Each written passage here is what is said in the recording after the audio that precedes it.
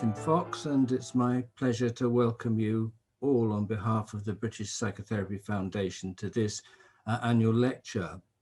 And we're especially honoured to have Helen Morgan to deliver this year's lecture, and equally honoured to have Andrew Cooper to respond to Helen's paper. And I'll look forward to introducing them both very shortly. So this is an annual lecture feels particularly poignant this year, as none of us surely can have anticipated the events that would unfold across the world in these past 12 months. A year that none of us is likely to forget, and which is captured in the title of Helen's talk, We All Fall Down, evoking the Great Plague nursery rhyme. What role for psychoanalysis in the search for healing? Now, one thing about the BPF Annual Lecture is that it's also a commemorative event in which we remember some of those pioneering figures who laid the foundations for our own professional institution, the British Psychotherapy Foundation. This year, the annual lecture commemorates Ilse Seglo, who was a key figure in the founding of the British Association of Psychotherapists and later the London Centre for Psychotherapy, two of the institutions that, together with the Lincoln Clinic and Centre for Psychotherapy, came together to form the BPF. Ilse Seglo died in 1984, but is still remembered by a number of our senior members of the BPF. And in today's lecture, one of the words that we will encounter is the word formidable. In the following short personal account written by our colleague Stephen Mendoza, which I'm reading for him, he remembers a formidable and inspirational woman and pays tribute to her enduring legacy. Ilse Segler was born in 1900 in Hamburg, the daughter of Ella Kaufmann and the Rabbi Caesar Seligman. She was brought up in Frankfurt, a Marxist and an actor, and she studied in the Frankfurt School, a school of social theory and critical philosophy associated with the Institute for Social Research at Goethe University, renowned as an enclave of radical thinking and criticism of capital. Granted asylum in Britain from the Nazis, Ilse worked in child guidance and with others founded the British Association for Psychotherapy in 1951. Later, in 1977, she and her associates began the first training at the London Centre for Psychotherapy, the LCP, reputedly following a schism with the BAP regarding the supposed dominance of the analysts of the Institute. She stood strongly for the obligation of society to care for those who could not care for themselves. She regarded as anathema those who prioritized the interests of the well-off over the needs of those to whom society offered no opportunity. I think in these days, for so many, self-regard derives from status and wealth rather than from moral obligation. We need to remember not just Ilse, but what she stood for.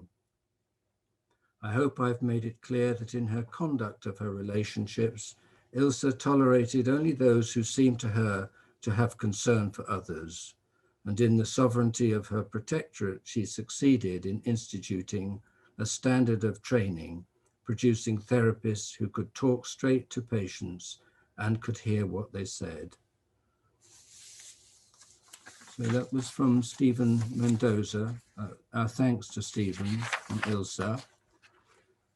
And BPF members, I'm sure, will wish me also to pay tribute on the occasion of this annual lecture to our own very recent loss, that of Jean Carr, a much missed chair of the BPF, who did so much to support events such as this. And so to today's lecture and to our speaker, Helen Morgan. Helen is a fellow of the British Psychotherapy Foundation and a training analyst and supervisor for the Jungian Analytic Association within the BPF.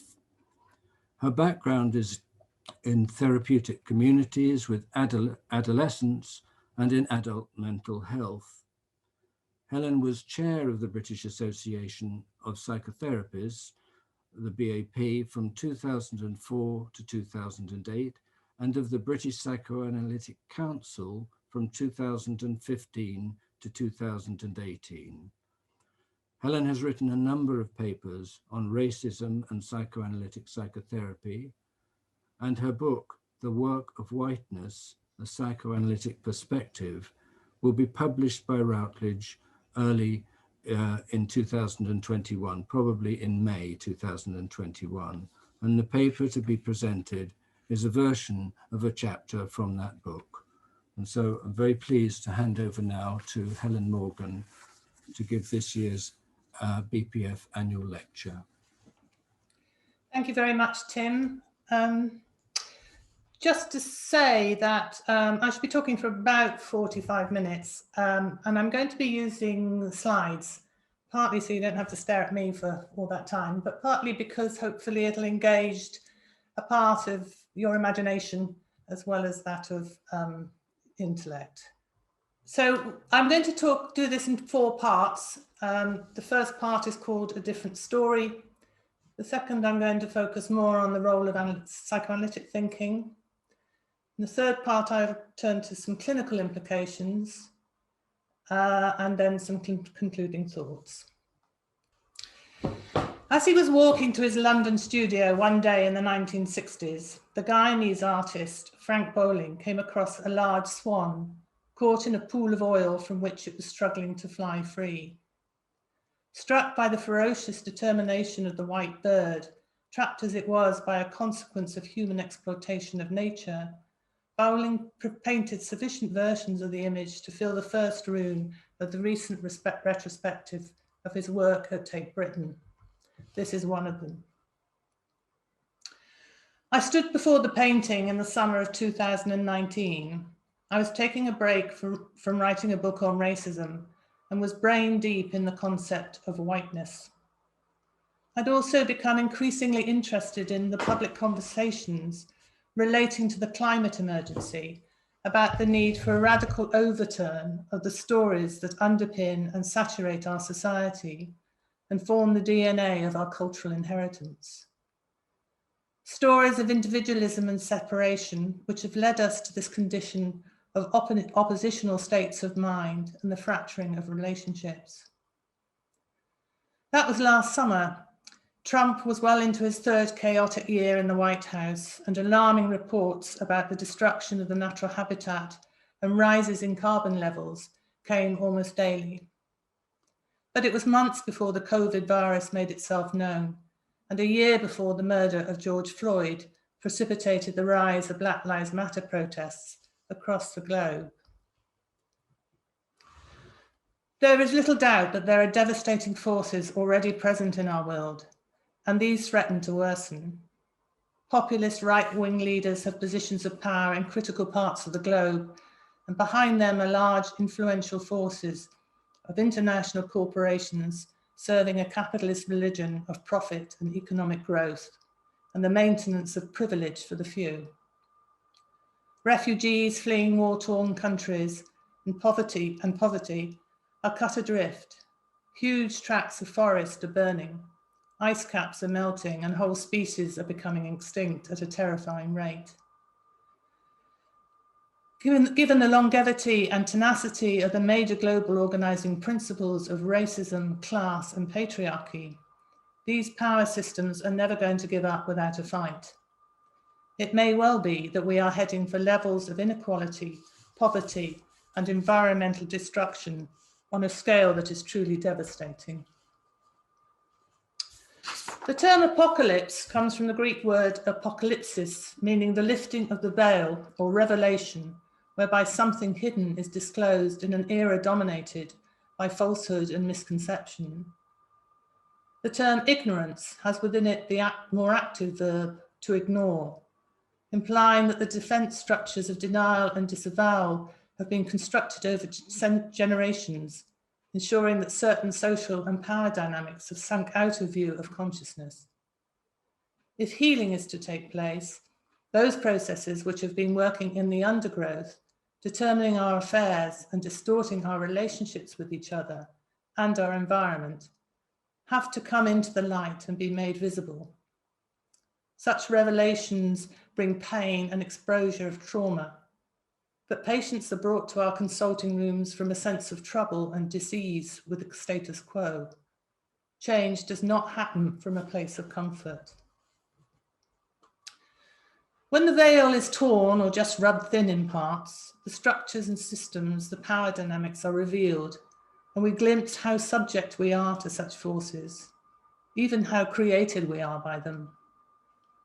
Our helplessness and vulnerability is exposed, but so is our interdependence. The global pandemic has been devastating for many, but it has made the consequences of the imbalance in our relationship with other species and the connection between habitat destruction and our own health and well-being yet more starkly evident. The fact that the poor and those from minority ethnic groups have been disproportionately damaged by the virus has laid bare the wrongs and injustices of our political and social systems. The pandemic offers a different sense of time and a perspective on how we fit into a larger narrative. We have seen how interconnected we are, what is possible, and how resources can be found when the will is there. Underpinning destructive forces is the Western narrative of separateness and individualism that includes an objectification of self and of other human beings and the natural world, allowing their exploitation and abuse. The reality of the climate emergency demands a radically different ethic, a shift in the paradigm which usurps the old stories of our relationships with each other and with the natural world. One that knows we are nature and are formed by and within a network of connections. This is not a new philosophy, but one with ancient roots still preserved in many indigenous cultures who remain close to nature and so are resistant to the hubris of our Western ways. In his book, Blessed Unrest, the environmentalist Paul Hawken notes the huge number of people engaged across the globe in small local projects.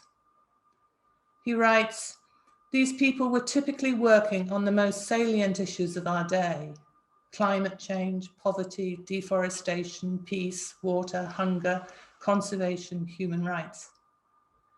They came from the non-profit and non-governmental world, also known as civil society. They looked after rivers and bays, educated consumers about sustainable agriculture, retrofitted houses with solar panels, lobbied state legislators about pollution, fought against corporate-weighted trade policies, worked to green inner cities, and taught children about the environment. Quite simply, they dedicate themselves to trying to safeguard nature and ensure justice." Impressed by the sheer numbers of groups and organizations engaged in progressive causes, he began to wonder if something larger was afoot, a significant social movement that was eluding the radar of mainstream culture. He proposes that one can regard this vast collection of points of social and environmental activity across the entire globe, many of which involve a mere handful of individuals coming together with the loosest of leadership, as the largest social movement in history, with three basic roots: environmental activism, social justice initiatives, and indigenous cultures' resistance to globalization, all of which have become intertwined. Hawken notes that these groups are hooking up and assembling into a mosaic of activity, as if they were solving a jigsaw puzzle, without ever having seen the picture on its box. The insanity of human destructiveness may be matched by an older grace and intelligence that is fastening us together in ways we've never seen or imagined. Referring to James Lovelock's Gaia hypothesis, he suggests that the Earth, in creating conditions favorable to life, exhibits qualities of self-organization and self-regulation that are similar to those of a living organism. Might this also apply to humanity? Just as we are unable to consciously control our bodies, the historic ways of managing the world with ideological, top-down, oligarchic, militaristic management styles cannot be the ultimate source of healing. Instead, the bottom-up, grassroots mass movement can be likened to an immune system. Hawkins suggests that if we accept that the metaphor of an organism can be applied to humankind, we can imagine a collective movement that would protect, repair, and restore that organism's capacity to endure when threatened. Such threats are the toxins of political corruption, economic disease, and ecological degradation. Given that the original mythology was created within the human mind, which is the only place it can be reimagined, the broad psychoanalytic project, including all its developments and offshoots, need to be present and participating at the communal writing desk as new stories are constructed.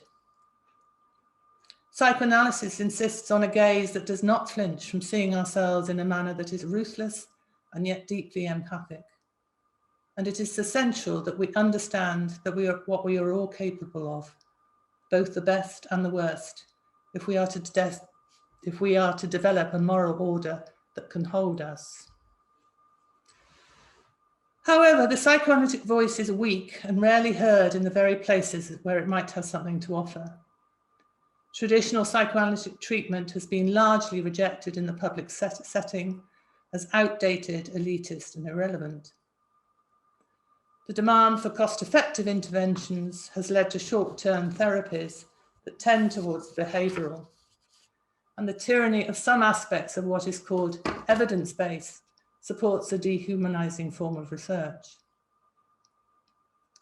Christopher Bollas suggests this rejection of psychoanalytic treatment reflects a deep malaise within late capitalism and comes from a form of psychophobia. He says that rejection of insight and talking therapies expresses a fear of having a mind, which comes with a conscience. But the unconscious solution to give ourselves over to non-human forces, market, technological, editorial, is profoundly self-destructive. But the profession must take some responsibility for our lack of credibility within the wider social context. As in any discipline, we have our own internal mythology with its particular historic pedigree, which has led us to where we are today. The psychoanalytic project since its inception is both profoundly radical and deeply conservative. Born at the end of the 19th century, when Europe dominated much of the world and the trade in African slaves had not long been abolished, its key concepts such as the unconscious, the id, infantile sexuality, etc., place the heart of darkness deep within the psyche of all humans, including the colonizer. In so doing, Freud challenged the accepted division between the civilized white European and the so-called primitive indigenous populations. On the one hand, therefore, by demonstrating the tenuousness of the power of the rational ego, it subverts the Enlightenment view with its emphasis on science, rationality, and control. This was a view that legitimized the oppositional thinking, which became incorporated into the structuring of the social and political system, heralding an alienation from the natural world. On the other hand, both Freud and Jung relied heavily on the very early anthropologists, the so-called armchair titans of the 19th century, such as Taylor, Haeckel, and Lamarck. They regarded the Black primitive as representing the early stages of the development of the European, the uncivilized, unrepressed id contents of the Western psyche, and the mind of the European infant. Other important aspects of psychoanalytic theory, as it was originally conceived, supported the status quo, provoking a critical scrutiny from the respective marginalized groups. Feminist clinicians and academics, refusing to be dictated to by the Freudian phallus or the Jungian animus regarding their experience, rewrote the text concerning gender. a challenge that is returned to in more recent times with the foregrounding of the trans movement.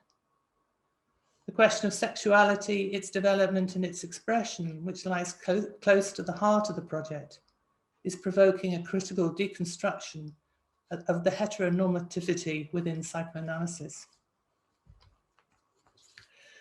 According to Gilman, at the time when Freud and his followers were working on this new theory in Vienna, Jews were thought of as blacks. They were the white Negroes, and psychoanalysis, therefore, a black thing. At the start, the project developed at the margins of society and spoke its radical message from this position. As Freud and his followers left Germany and Austria and moved elsewhere, they needed to fit in, find acceptance, and establish a place within the privileged world of the white middle classes of the UK and the Americas. The price of this contract was the omission of race and social class from its discourse, and consequently the increased homogeneity of its members, such that today, looking around most gatherings of psychoanalytic psychotherapists, one could be forgiven for thinking that psychoanalysis has now become a white thing. Reinforcing the Enlightenment insistence on the autonomous human separated from the social world, our focus on the individual and the couple limits our understanding of suffering and trauma to the intrapsychic and the familial. With the exception of group analysis, we have uncoupled the person from their social world and from their social responsibility.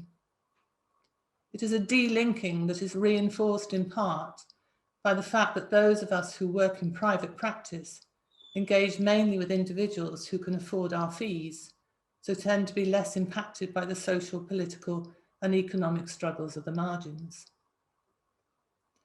There are those in the psychoanalytic community who work in NHS settings, prisons, working class community projects with the homeless and the poor, and have first-hand experience of the impact of social injustice and oppression on the individual and the family.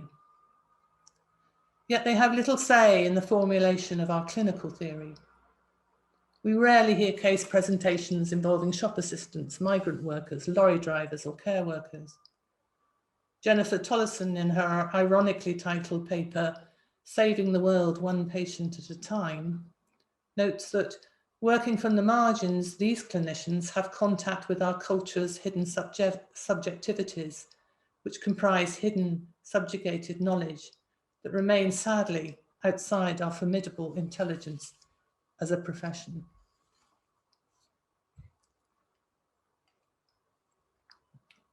A revision of Winnicott's concept of the holding environment extends it well beyond the parental arms and recognizes that the family is always contained within a collective of social, political, and cultural expectations and demands, not all of which are visible to the human ego. Where the family is located in the intersecting systems of power relations has considerable impact on conscious and unconscious assumptions held within the family, and thus on the development of the individual child. Not only is there no such thing as a baby, there is no such thing as a nursing couple separate from their context. In her editor's introduction to Lynn Layton's recent book, Towards a Social Psychoanalysis, Culture, Character, and Normative Unconscious Processes, Mariana Levy-Speronis states that psychoanalytic norms have historically called for a separation of the psychic from the political, an attack on linking that is then inevitably enacted in unconscious collusions between the patient and the therapist. She goes on to define Layton's concept of normative unconscious processes as the lived effects on identity formation of unequal power arrangements and dominant ideologies that split and differentially value straight from gay, rich from poor, masculine from feminine, white from black and brown. Social hierarchies of sexism, classism, racism, heterosexism mandate what one will have to split off to attain a proper identity. Work within the psychoanalytic community by writers such as Layton collapse somewhat the old categories of the individual and the social, the internal and the external, and find better ways of theorizing how human suffering can be both personal and collective. The broad church of those who are referred to as relational psychoanalysts challenge the traditional psychoanalytic perspective and argue that we need to develop ways of understanding how social and political power dynamics impact on us all without abandoning this formidable intelligence that Tolleson speaks of. Farhad Dalal contests the distinction between the individual and the social, arguing that we are created by and through the social, and points to a general difficulty in psychoanalytic theories, a difficulty born of a false distinction between the developmental and socialization processes. This distinction supports a wider psychoanalytic narrative of disconnection, where the only links considered relevant are those with the original family, which then has to shoulder the blame for its own unhappiness.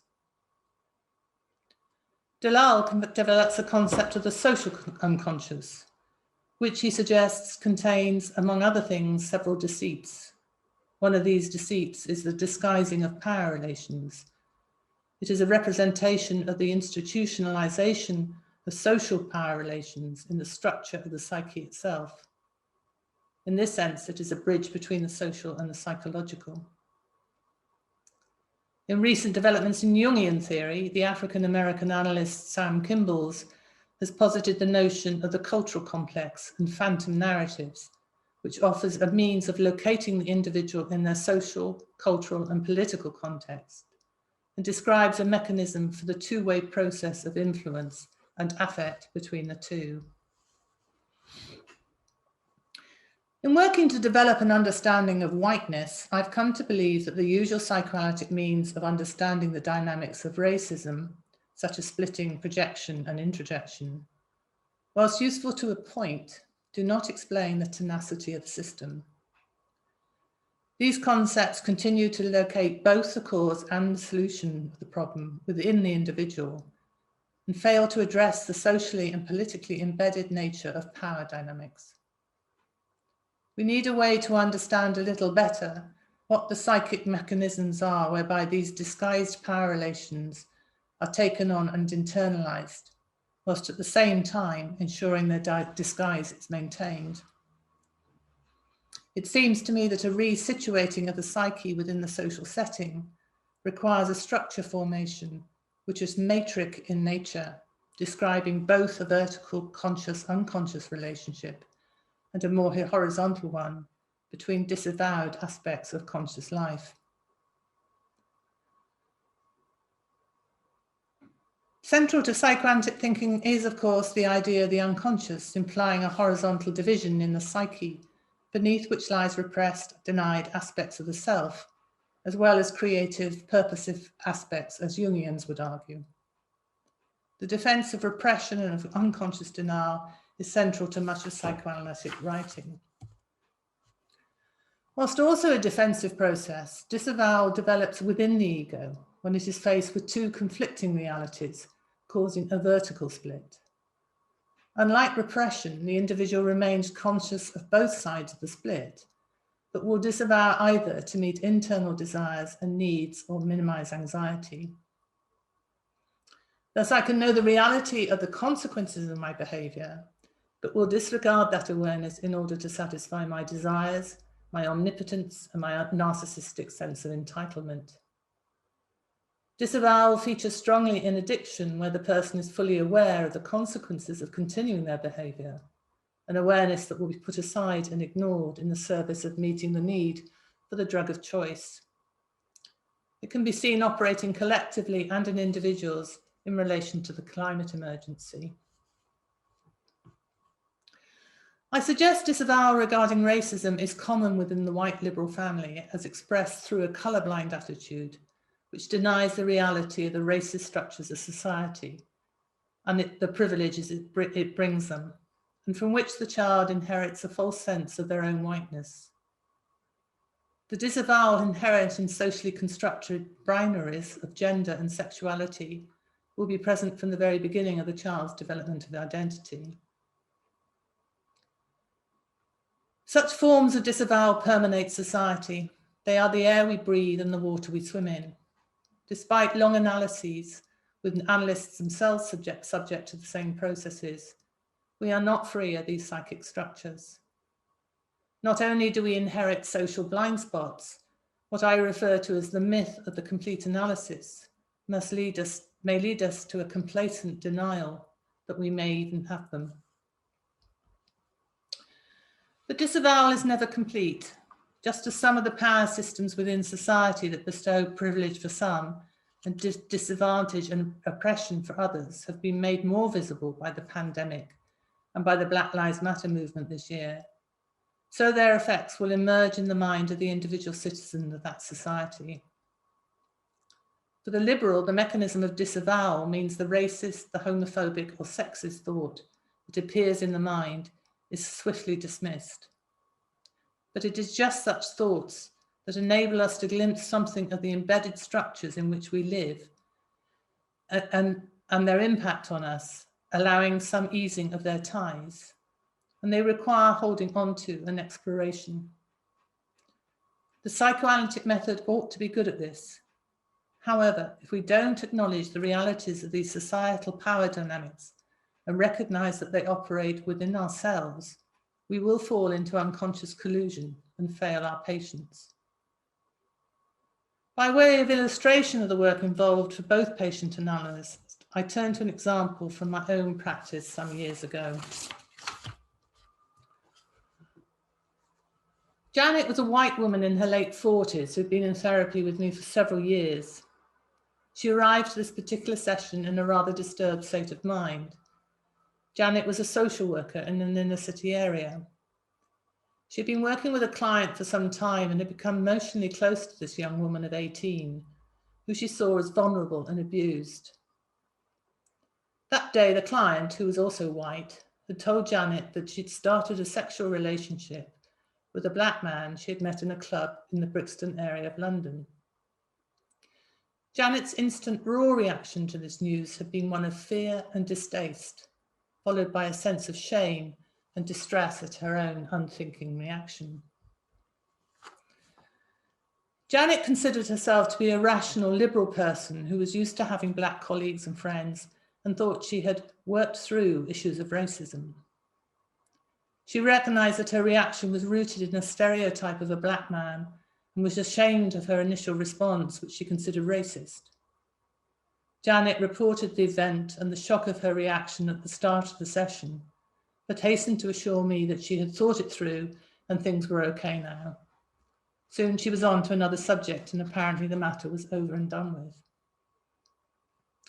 I was struggling to work out what might be going on here.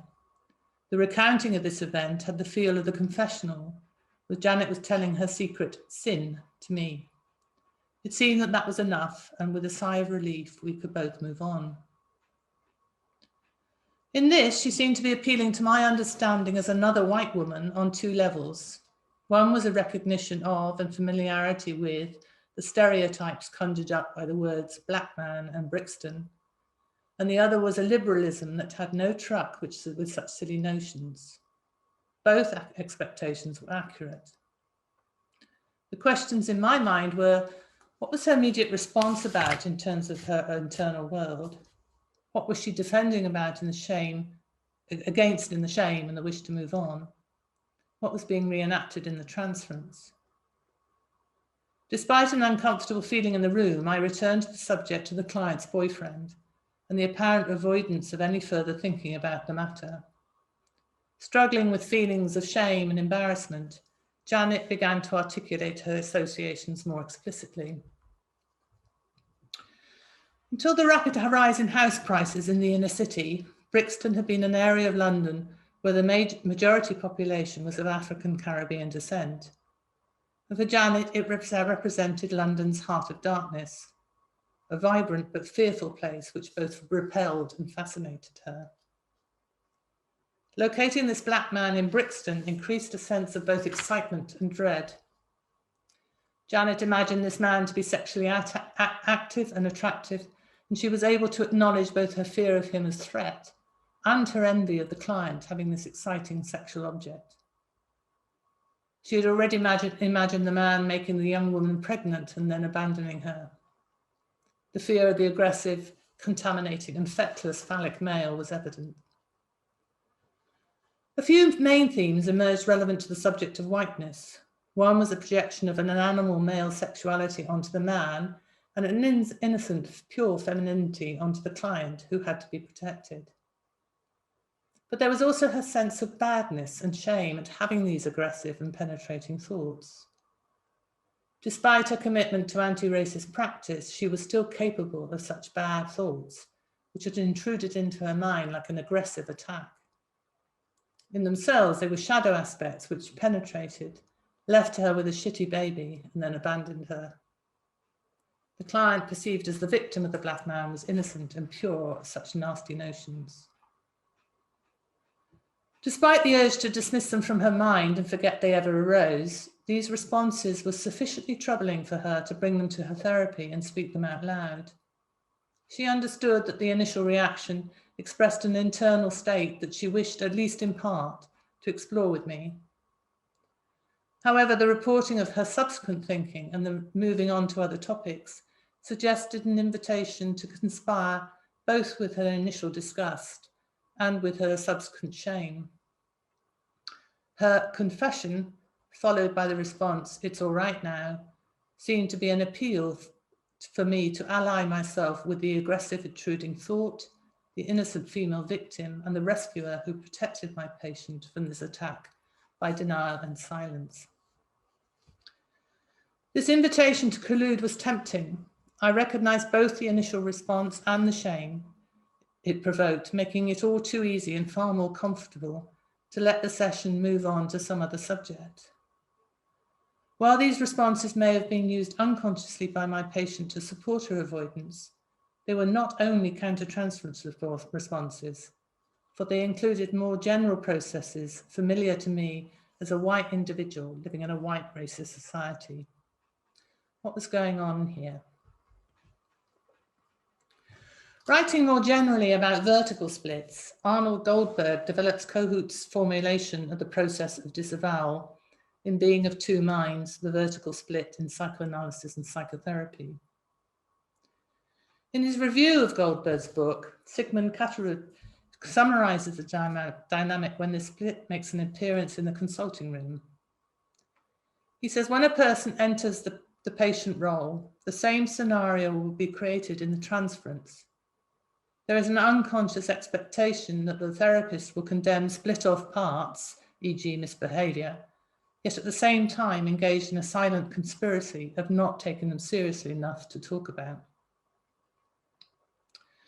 When Janet related the incident with her client and her initial racist responses, her misbehavior, she did so with no sense of justification or excuse. These thoughts were regarded as racist and wrong, and as such, I was expected to join with her in condemning them. However, the invitation to conspire with her, to not take them seriously enough to talk about, to bury them without mourning, repeated a process that I suspect began when she was young. The challenge to the therapist when faced with vertical forms of splittings is always considerable, for the work of integration requires movement both vertically to unconscious material and horizontally across the disavowed aspects. However, it is especially difficult when there is a split in the therapist that matches that of the patient.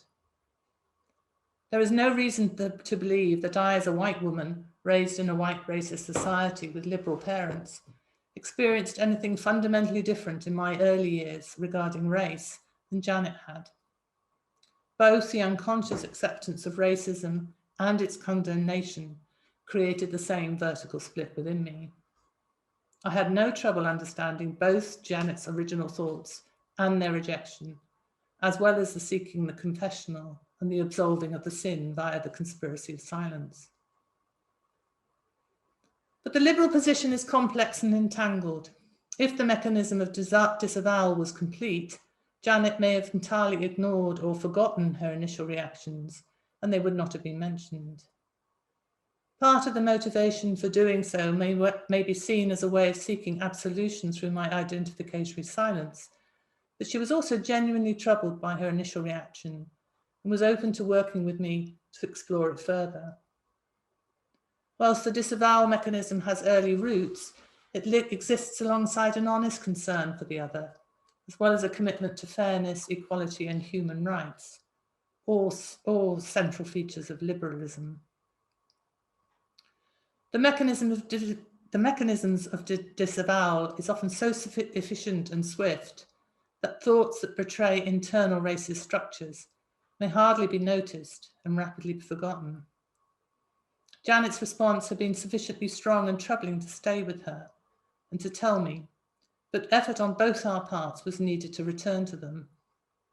The deadness, the anxious silence of the gap in the structure of disavowal refuses symbolization, making analytic work impossible from that place. But we could elaborate the defenses on either side of the gap, where free association and imagination, even play, remained viable, so that we were gradually able to talk about the silent dead space from a place of life. For too long, psychoanalytic thinking has focused almost exclusively on a fenced-off internal world, and we've lost the significance of what is regarded as external, leaving an important dimension out of the consulting room and weakening our voice in public dialogue. By failing to acknowledge and explore the impact of the social and political context on the individual, we miss important dynamics and the work is falsely skewed. However, I am a psychotherapist and not a politician or sociologist. My responsibility in this context was to Janet and not to a more generalized anti-racist movement. The realities of psychic life are to be honored, and I share Paul Hoggett's view that the internal and external worlds, whilst overlapping and mutually constituting, are also irreducible to one another. There is a lot of pressure for change from both within and outside of the psychoanalytic profession. Much of the criticism is valid and valuable, and we need to listen carefully and revision our theories and shift our practice where appropriate. This takes much thought and careful attention if we are to adapt appropriately without losing what is central and indeed formidable about the psychoanalytic endeavor. Levis Baronis writes, some theorists tend to idealize the unconscious as purely resistant to cultural demands. At the opposite extreme are theorists who figure the unconscious as fully colonized by cultural demands. The challenge has historically been to resist either collapsing the psychic into the social or the social into the psychic. As Jacqueline Rose might argue, the task is to hover uncomfortably in between. That is, to account for the unconscious effects on identity of the pressure to internalize cultural norms and ideologies, whilst also accounting for what such phenomena as dreams, slips of the tongue, and even repetition compulsions constantly reveal. The failure of cultural forces fully to colonize unconscious process, to exhaust subjectivity.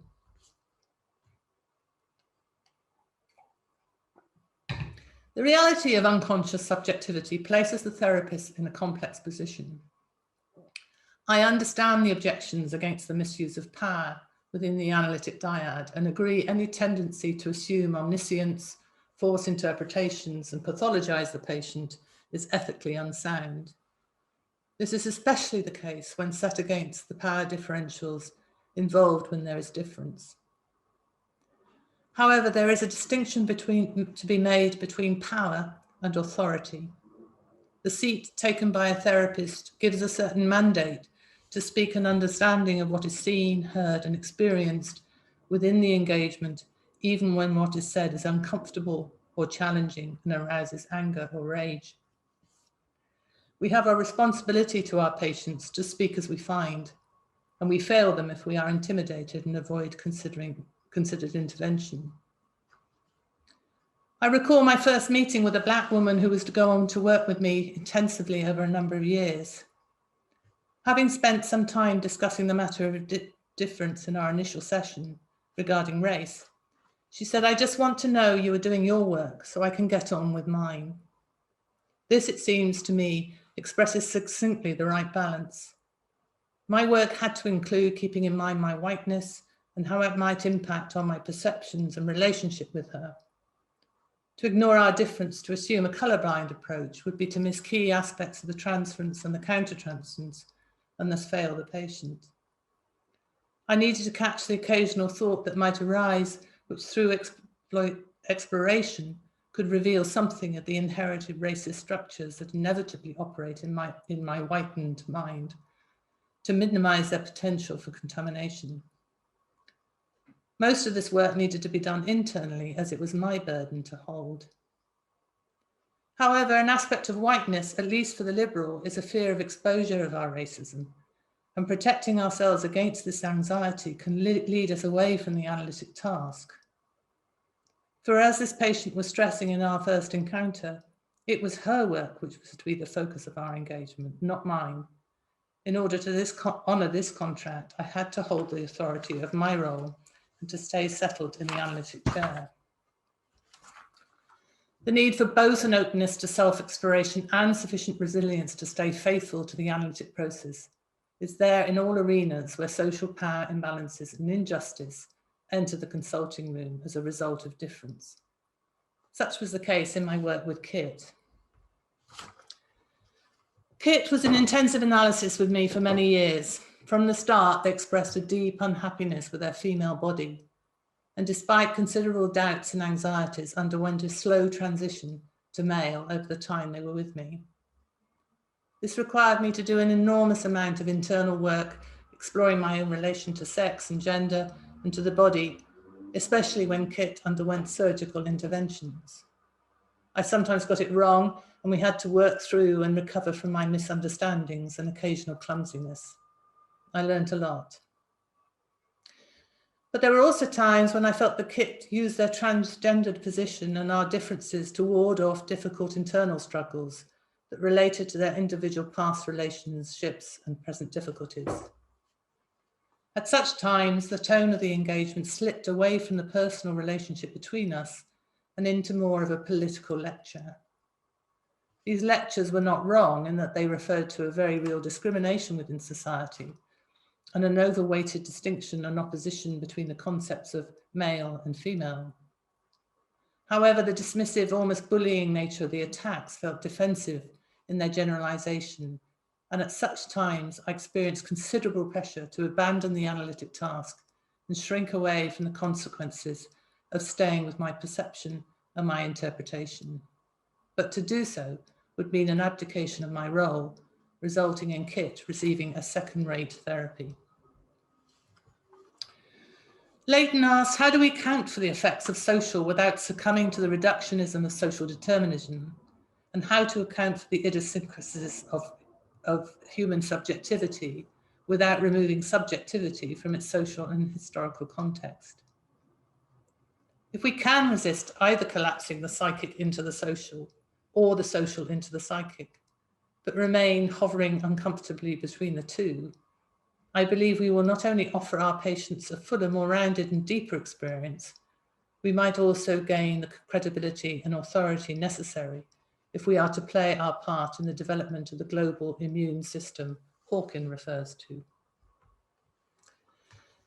As in the nursery rhyme, Ring o' Roses, some plagues are too virulent, immune systems fail, and we do indeed all fall down.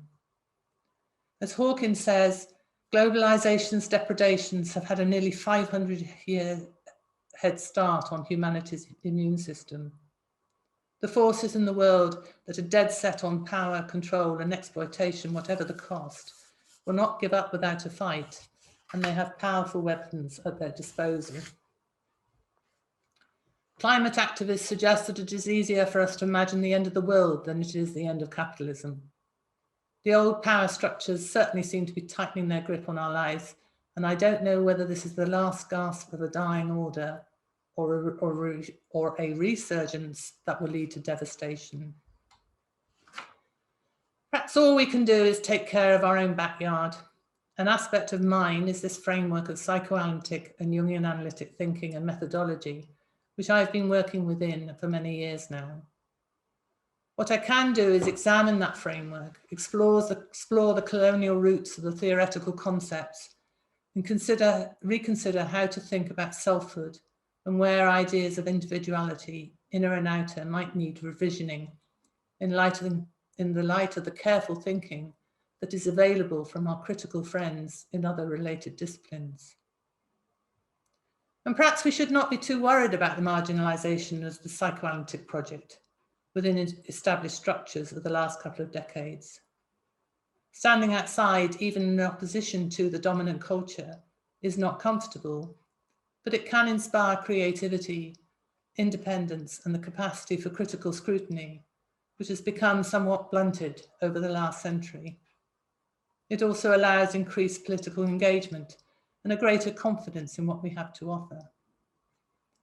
Tolleson puts it this way: but now Freud is dead, or so they say, and we should be back to where we once belonged.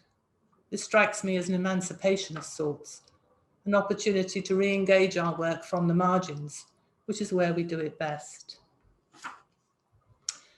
Writing in the recent Tape magazine, Helen MacDonald writes, "Loss is all around us. It is in us and it is us. We are on the edge of a precipice, and change, if we want it, means we must rely on each other to get to where we need to go. We must burn with that collective knowledge as we sing and mourn and hope and fight for salvation. And we must live in hope that it is a battle that can be won." Thank you. Thank you very much, Helen. I'm sure we would all like to thank you for that extraordinary broad canvas that you have that you draw on in your paper. I think Helen's paper gives us all a great deal to think about, and we will be asking Andrew Cooper to respond shortly. Welcome back, everybody. I hope you've had a chance to gather your thoughts after Helen's inspiring paper. Andrew Cooper is Professor of Social Work at the Tavistock Centre and University of East London, and he is a BPF adult psychoanalytic psychotherapist. He works as a psychoanalytic family therapist in the adolescent department at the Tavistock, and he maintains a small private practice. Andrew has a long history of engagement with the relationship between political and social processes and psychoanalytic theory and practice. He has published 2 books on these themes in the Tavistock Clinic series, Borderline Welfare, Feeling and Fear of Feeling in Modern Welfare, written with Julian Lusada, and Conjunctions, Social Work, Psychoanalysis and Society. I'm very pleased to hand over now to Andrew to respond to Helen's paper. Okay, thank you very much indeed, Tim and Helen, and good morning to everybody. I want to preface my comments on Helen's paper by declaring an overall position about the contribution of psychoanalytic thinking and practice to tackling the struggles our world is traversing. It is that as a community, I think we need to be both less modest about what we have to offer and at the same time more humble about it. In one of my favourite papers by Wilfred Bion, one not much known or referenced in fact, called Evidence, he writes, "It is important to recognise that there is a world in which it is impossible to see what a psychoanalyst can see, although it may be possible for some of those who come for analysis to realise that we see certain things which the rest of the world doesn't see. We are investigating the unknown, which may not oblige us by conforming to behaviour within the grasp of our feeble mentalities for rational thought. We may be dealing with things which are so slight as to be virtually imperceptible, but which are so real that they could destroy us almost without our being aware of it. That is the kind of area into which we have to penetrate." Well, it is into this area that I think Helen's erudite and challenging and feelingful paper is inviting us. In response, I want first to proffer some thoughts about the difficult task of helping us, psychotherapists, analysts, patients, people interested in and engaged by psychoanalytic thinking and practice, to come to know what exactly it is we have to offer, which is of any use in the struggle for a better world. The project of social healing in response to social suffering, as well as individual healing.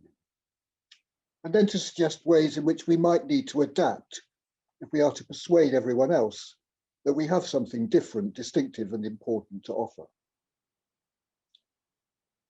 Consider for a moment these words. To be black in a white world is an agony.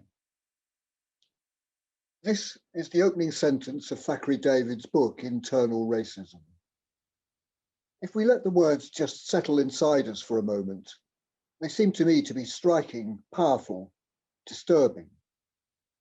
But what kind of statement or claim to truth do they constitute? Certainly not just the truth of someone's internal psychic experience. A white world is invoked, in which this black subject must dwell. What is this white world? Whatever it is, I merely wish to point out that it is surely a social and not just a psychological space. The words, the statement itself, dwell at the boundary between these inner and outer worlds.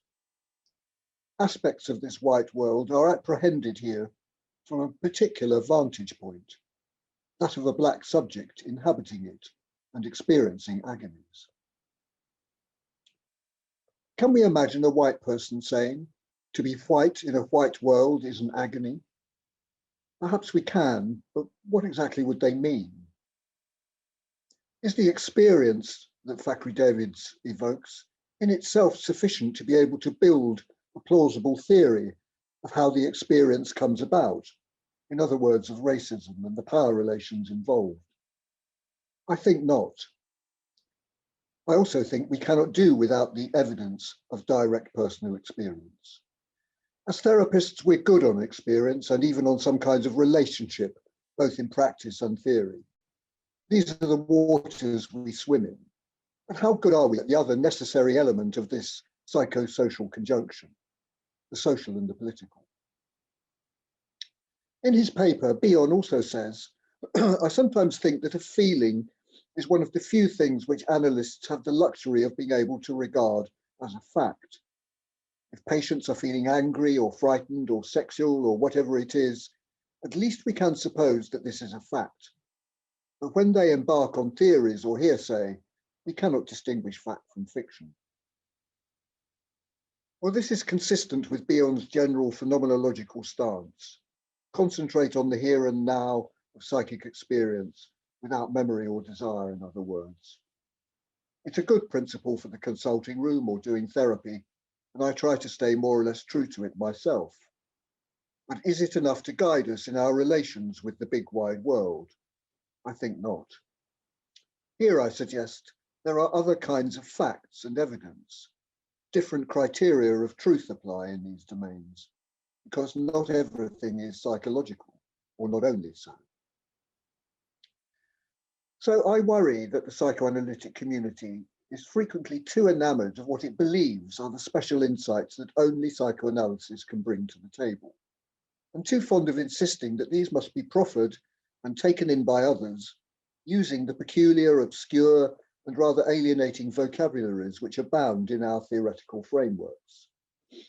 It's as though we fear, maybe, that by translating our thoughts into something approaching ordinary language, that, well, what? Is it that they might be exposed as not so original, special, or distinctive? Once divested of the mystique of their abstruse forms of articulation, what is their substance?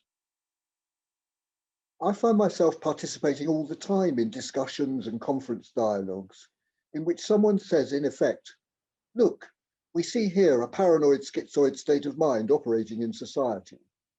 Or see how this terrible leader's narcissistic personality is damaging us. Or the organization is in the grip of social systems that defend against anxiety. To me, it's not in the least illuminating to be informed as though it is a discovery that our society and political culture exhibits paranoid schizoid tendencies much or some of the time.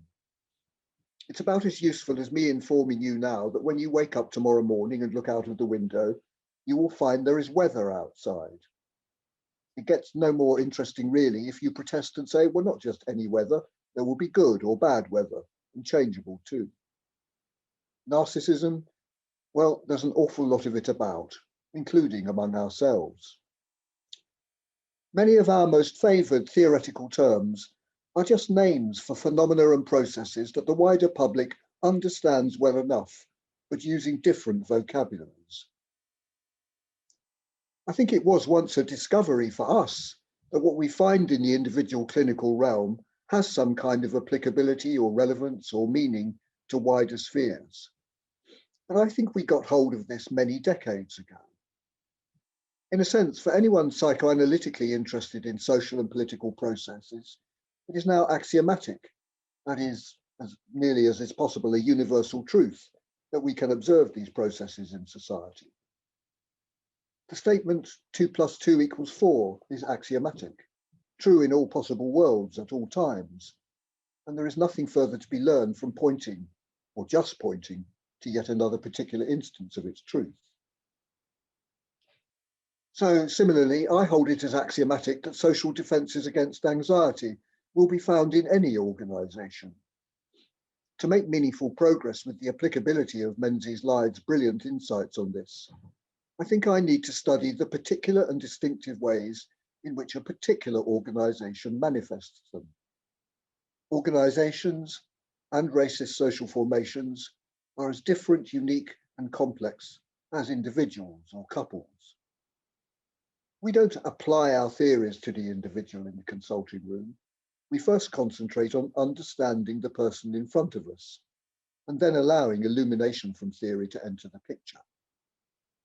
We need to accord the same respect for the particularity of the social world, but this requires sociological skills, political understanding, climatological expertise, and so on. Now, I hasten to say that Helen's thinking and work is not of this slap of psychoanalytic theory on the social world kind at all. What marks her out, in my view, is how immersed she is in non-psychoanalytic scholarship and understanding of the crucial issues of our time: racism, climate science, gender relations, power dynamics, as researched, metabolized and understood by others, within conceptual frameworks overtly uninfluenced by psychoanalysis, but importantly, often congruent with or further illuminated by what we can bring to them. But it takes an equilateral engagement for a proper dialogue to start. And that means really understanding something of the other, in this case, the other paradigm of thought and practice. Hence, I somewhat take issue with her own statement, I am a psychotherapist and not a politician or sociologist, because it seems to me that she is a lot more than just a psychotherapist, and that this is her strength. As someone once said, we cannot treat the world as though it were just an enormous patient. It isn't. To understand and engage, we need to borrow the phrase from Helen's talk and hover between our world, our languages, and those of others. However, I do agree with Bion that a training in psychoanalysis and the practice of it confers on us something unique and very important. But what is it? You might have gathered that I don't think it particularly resides in our theories and their possible transferability to extraclinical settings. Anyone can study a theory and play clever with it. It's what some psychoanalytic academics, remote from either clinical experience or lived experience of any kind, it seems sometimes, seem to do. And I think there are a number of ways to think about the answer to my question. Well, first, I supervise a lot of psychoanalytically informed practitioner research by social workers, child psychotherapists, organizational consultants, and the like. But I stress to them all that I think that what makes a piece of research psychoanalytic is not primarily about theory, but about the deployment of particular capacities of mind, or what Wilhelm Skogstad calls using the mind as a research instrument. Do you have to be a fully trained and analysed clinician to do this? I believe it helps, but there are other routes by which the core emotional and mental capacities can be developed. And this is the kind of thing we do at the Tavistock on psychoanalytic non-clinical trainings. What we are aiming for, I believe, is the capacity to access, recognise, name, give articulation to the appearance and the active presence and work of unconscious processes. Well, a few days ago, there was a piece in The Guardian about the BAME women making the outdoors more inclusive. And I quote, "The British countryside, being the preserve of the white middle classes, is a perception that is backed by stark figures, with ethnic minorities often deterred from heading into the outdoors due to deep-rooted complex barriers. Recent Sport England research identifies 6 barriers to participation in outdoor activities for people from an ethnic minority: language, awareness, safety, culture, confidence, and perception of middle-class stigma." Well, there's no mention of unconscious fantasy in this list of barriers. But 25 years ago, my colleague and friend, Barry Richards, a psychoanalytic sociologist, wrote about this question.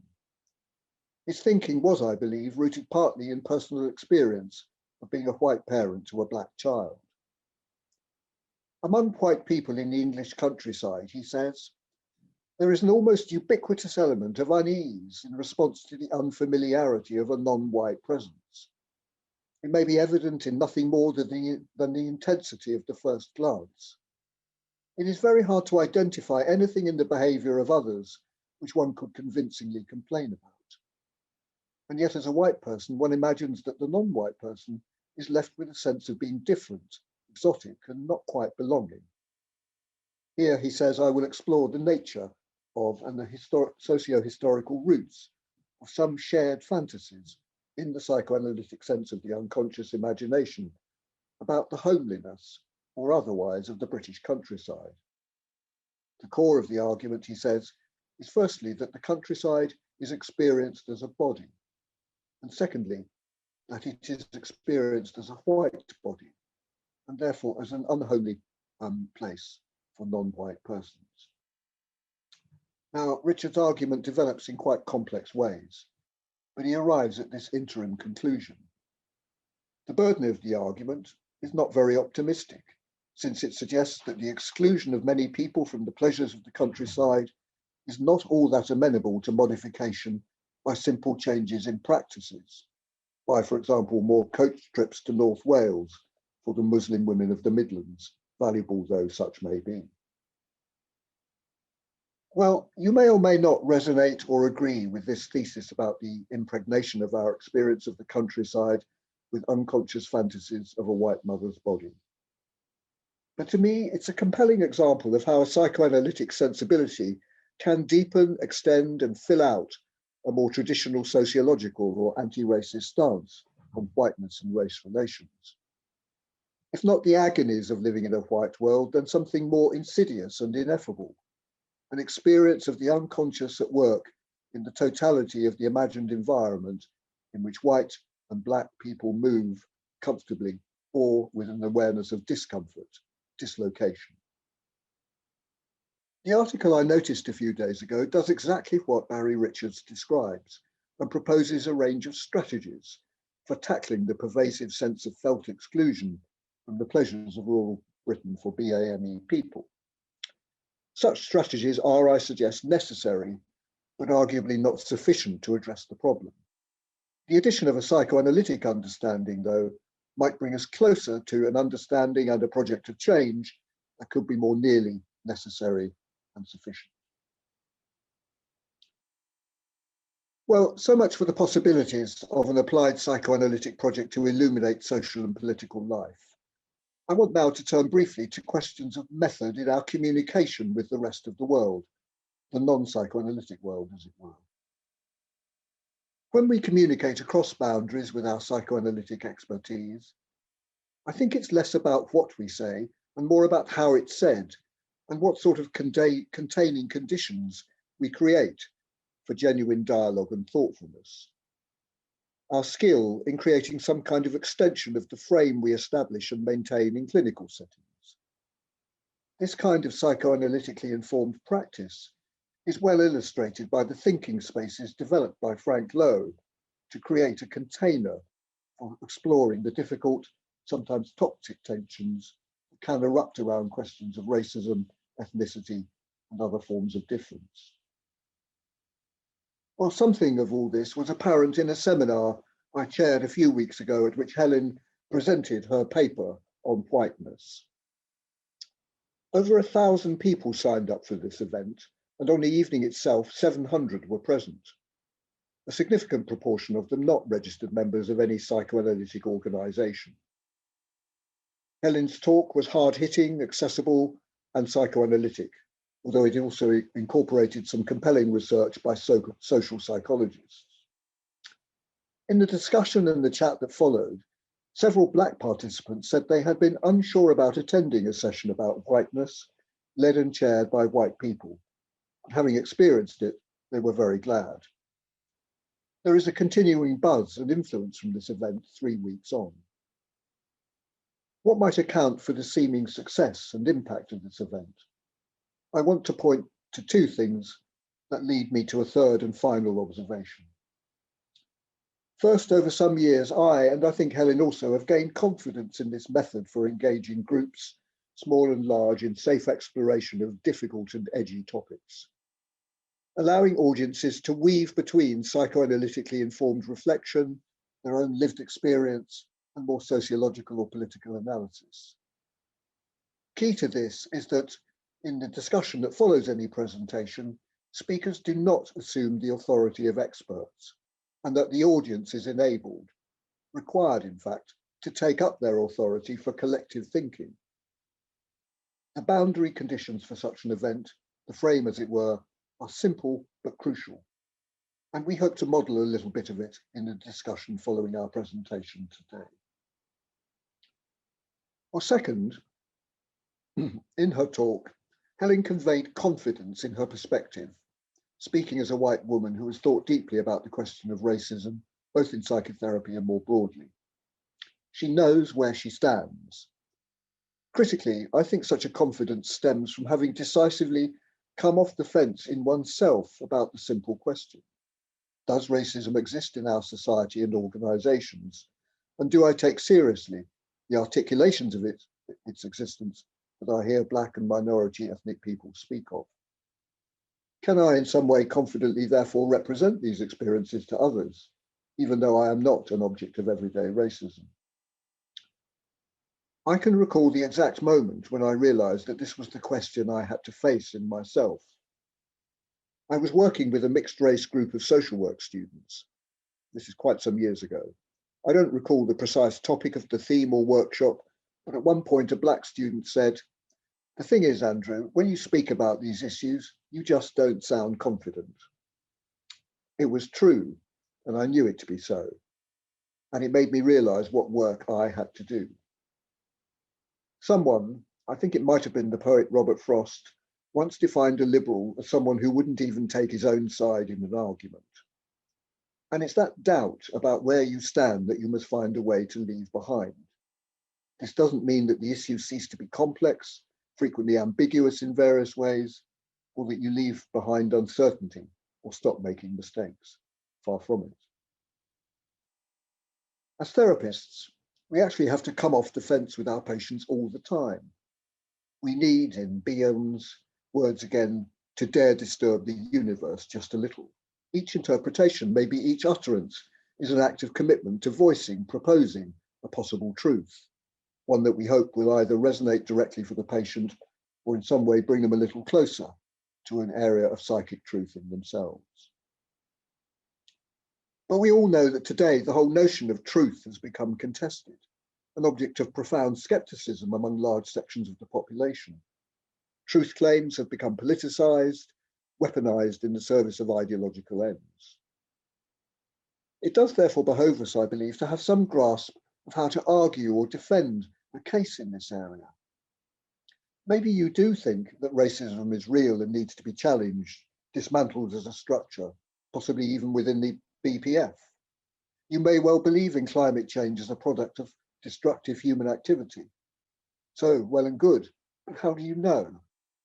Is it enough to say, I trust the scientists, or I trust the balance of scientific evidence, or I trust my subjective experience? In her short and I think excellent book, The Death of Truth, Michiko Kakutani comments on the irony of how the radical and progressive modernist project, of which psychoanalysis was a key part, has been hijacked by authoritarians, climate deniers, white supremacists. Psychoanalysis helped to decenter the human subject, deconstruct ideas of absolute truth, topple the primacy of rationality and reason as the ultimate arbiter, and the only ultimate arbiter of truth claims. This process liberated minority groups and oppressed populations to voice their truth and claim validity for their view of the world. But these trends led to some of the excesses of postmodernism, in which a radical relativism holds sway, and there is argued to be no basis for determinate truth claims of any kind. This, of course, opens the way to a world of alternative facts and assertions that the world is as I say it is, or wish it to be, rather than how it demonstrably is or isn't. As one commentator famously responded to this state of affairs, everyone is entitled to their own opinion, but not their own facts. Well, finally, these thoughts return us to Freud's original formulations about the reality principle and the pleasure principle, and the need for the former to ultimately prevail over the latter. However, truth and reality remain complex territories to navigate, and any truth claim may be a subject to a variety of valid interpretations, but not, I think, any or all interpretations. Thus, to me, Helen's paper invites us into its own complex territory, in which the relationship of psychoanalysis to worlds beyond or outside it is not obvious, straightforward, or simple. But in the face of this, I return to my opening proposition.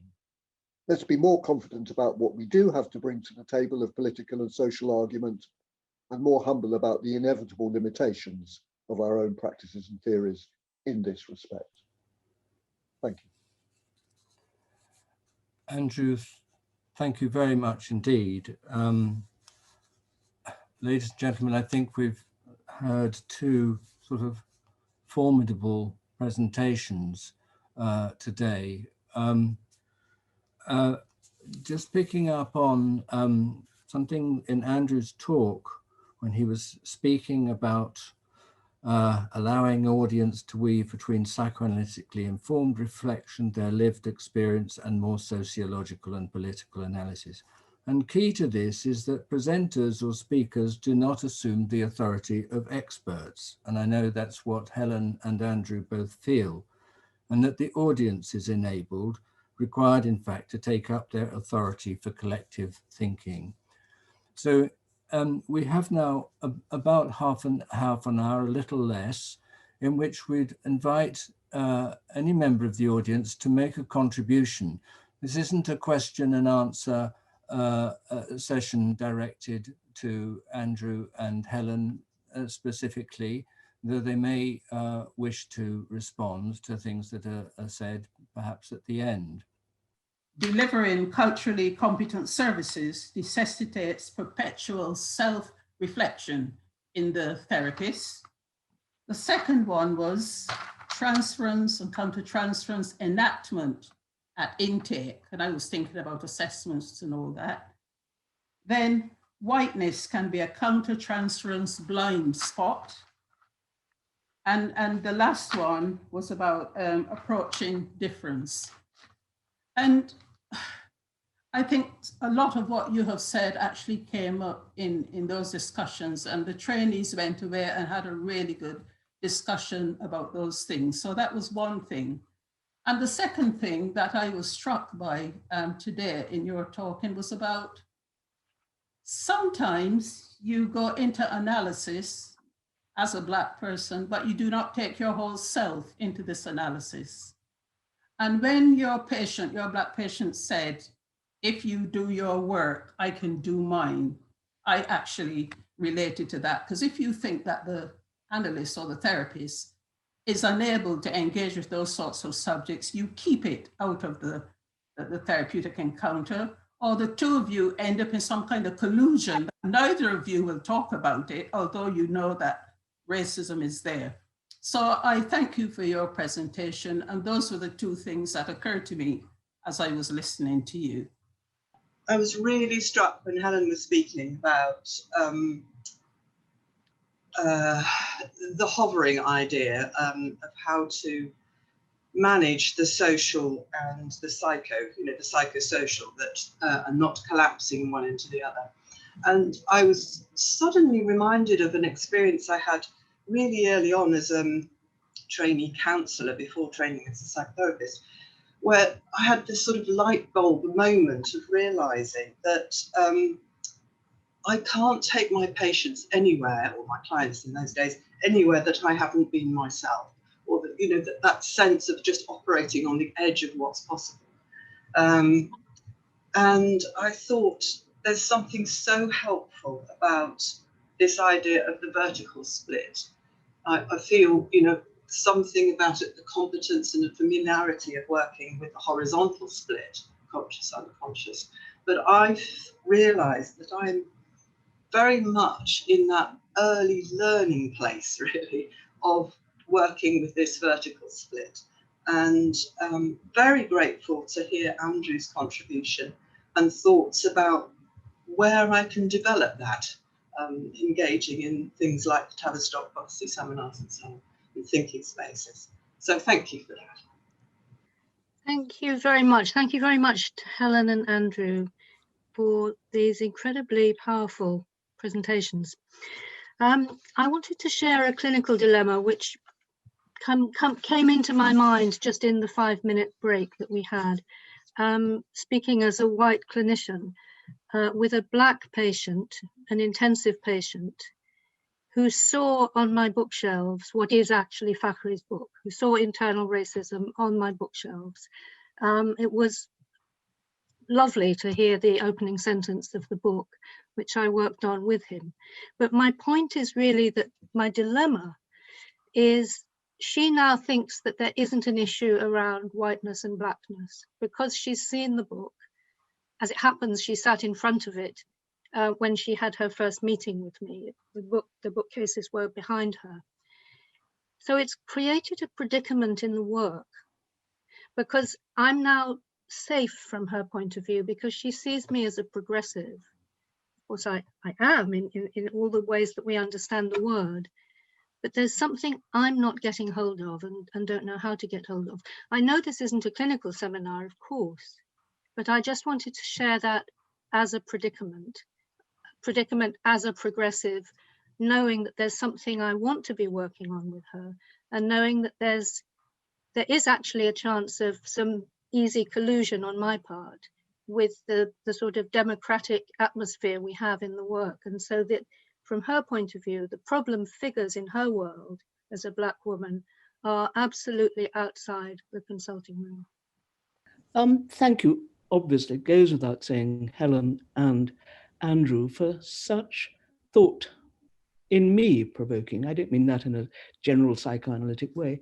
I meant that I really began to recall why I might also find the whiteness of the body of the English countryside surprising to see a Black person in. So the work that I need to do on my own long-standing formation of what the British countryside is.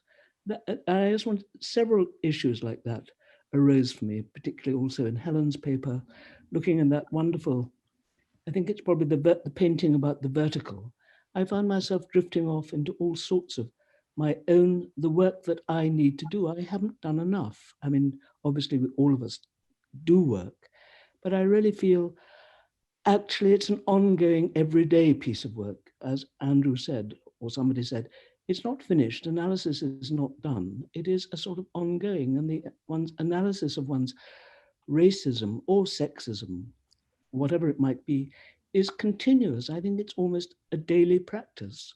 Yes, thank you, Andrew, and thank you both of you for the papers, which were particularly interesting and helpful. I only have a comment really. It's just how I think this question of language and the idea of finding a way that one can hover over the position of being the internal, the social and the psychoanalytic is particularly powerful when you think about trying to work in other fields than ones traditionally were used to. So for me, working in public policy, finding how often in the past I've been anxious about finding a way not to immediately stir the response that anything that has the psychoanalytic word attached to it in some form is simply going to produce a resistance and an attack, and actually how that concept of hovering is particularly helpful. I think it's as though you hold in mind both, but use the language of neither. And it's I think that's very helpful. It makes me rethink how to reach that position in conversations that I still go on having, that I at times find the same anxiety arising. So thank you for that. Right. Yes, I wanted to thank both Helen and Andrew for really thoughtful paper. I was speaking to a friend and colleague yesterday who is a Black therapist, and she said to me, you know, I've got battle fatigue. I don't want to talk about, I don't want to be representative. I don't want to talk about race anymore because it's so exhausting to carry that responsibility. But as a white therapist, I'm also aware of all the blind spots. And I was at a seminar yesterday with called Leveling the Field, which is about racism in medicine. And there has been research for over 25 years with huge amounts of data about the ubiquity and the, you know, continuing thing of differential attainment, they call it. And it just feels, you know, the acknowledgement of how huge this is and how huge the resistance against it is. Any changing of the status quo. So we can't sort of think our way out of it. We have to experience and know that, as Helen said, it's just about tending sometimes to your own backyard. But what Andrew said, which I think was really important, is widening our perceptions beyond psychoanalysis. Because in my research, I looked at critical race theory, anthropology, sociology, and found such similarities with our thinking, you know, that there is no one truth, that actually extending our range of thinking beyond psychoanalytic thinking is hugely important in this area. So thank you. Thank you, Andrew and Helen. They were great talks, very stimulating. Thank you so much for the work you've put into them. What it set off in me is conversations that were arranged by a company that I was in, a training company that I'm on their board, between the multicultural employees, done in a sort of real right on and good way, really. But when we had our Zoom conversations, I remember, in terms of battle fatigue, one white woman saying to the Black people there, well, look, here we are, we're for it, we're listening, we're on your side, what do you want? And one of the Black people saying, don't put this onto us, you come up with something. And what I think Helen and Andrew have done today is wonderfully come up with something from whites that is taking the burden, not forcing the burden all back onto people who are not whites, but actually taking some authority and some responsibility. And I think this is part of the way through, or part of what I'm learning from talking with Black colleagues. And just finally, another incident that still is really hard in my gut, but I know it's up to me to keep thinking about it, is a long-term Black supervisee coming, who I've got a very good relationship with, and we've talked a lot about this struggle that both of us are in, one of us being white and one of us being black. And one day she arrived soaking wet, and I gave her a towel, and she said, look, I'm so wet, I don't want to wet, and I know your chairs are being used all morning, I'm going to sit on the floor. Now, I can't tell you what went through me when I saw her sit on the floor and I remain on the seat. It was, and I said to her, look, I think I'm going to have to sit on the floor with you. And she said, oh, don't give me all that white stuff, Carol. I'm wet. Let me sit on the floor. So I think there's something, isn't there, about both differentiating between our different experiences as black and white people, people of color and white, and also not pushing everything into a racial perspective. I think that's it. Thank you very much. Thank you, Carol. Right, Praxula? You've unmute, yes. Yeah. My response is an emotional response to this morning's talks. As a first generation immigrant, I have found myself listening to the talks today and feeling this anxiety in the pit of my stomach. Have I got the right to speak? And I know that Iris spoke up, but there's still in me after all these years, and I can hear as a child, that I still find it very difficult to believe that actually what I'm going to say is going to be heard. So that's my emotional response to the talks this morning. Thank you. I suppose one of the things that I wanted to say when we were thinking about the vertical splits was the other vertical split of class, which is and racism comes into that as well. No, I just wanted to say something. I'm sure I'm aware of my classist, sexist, and racist bits of myself, but I also want to draw the attention to a distinction between observing and noticing differences and being racist, because sometimes we put everything into being racist or classist, etc. But there are actual cultural differences which describe different cultures, different family backgrounds, different nationalities, etc. So I think it's important to be aware of this difference. Just to say a huge thank you to Helen and Andrew for such very thought-provoking papers, and it kind of did something quite powerful to me. I felt a real sense of space, relief, and feeling part of. And I was sort of remembering something Frank Lowe had said recently about things having moved on, and something about the dynamic where, sometimes you can feel quite stuck with this, but there's something where there are changes happening. And I was also thinking about the Black Lives Matters movement earlier this year, and the fact that had so many layers to it, and so many voices and so many cultures. So there was something that I think perhaps in the past the focus on whiteness has been missing. So something about that coming to the table to be able to kind of continuing thinking about this issue in a kind of wider lens. So to say thank you for that. I suppose if I may make a comment myself, I've been thinking about these extraordinarily stimulating, thoughtful papers. A couple of, the question that we're asking in our title, what role for psychoanalysis in the search for healing? I suppose I was struck by a couple of things that Andrew and Helen made. At one point, Helen said, most of this work needed to be done internally, and it was my burden to hold. And Andrew said at one point, and it made me realize what work I had to do.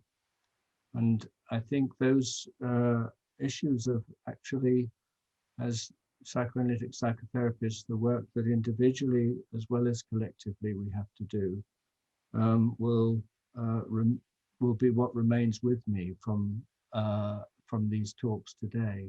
Can I just say that the whiteness seminar that Andrew referred to, which a number of people here were at, actually, we're going to run it again because so many people were wanting to attend. So that on January the 14th. So there'll be certainly information going out about that in the BPF. So people will be very welcome to come to that as well. Okay. Well, ladies and gentlemen, we're just coming towards 1 o'clock. I would like to thank a number of people. Pod Howard, who is our sort of digital maestro, who at least got us going with the lecture today. Also to Joanna Lee for stepping in when I needed a substitute. And most of all, I want to thank Helen Morgan and Andrew Cooper for these extraordinarily rich papers that we've been privileged to listen to today. And I want to thank you all for coming and joining in the discussion today, and to wish you all a good weekend and with plenty to think about. So thank you all very much. We'll bring the meeting to a close with an applause for our speakers, please.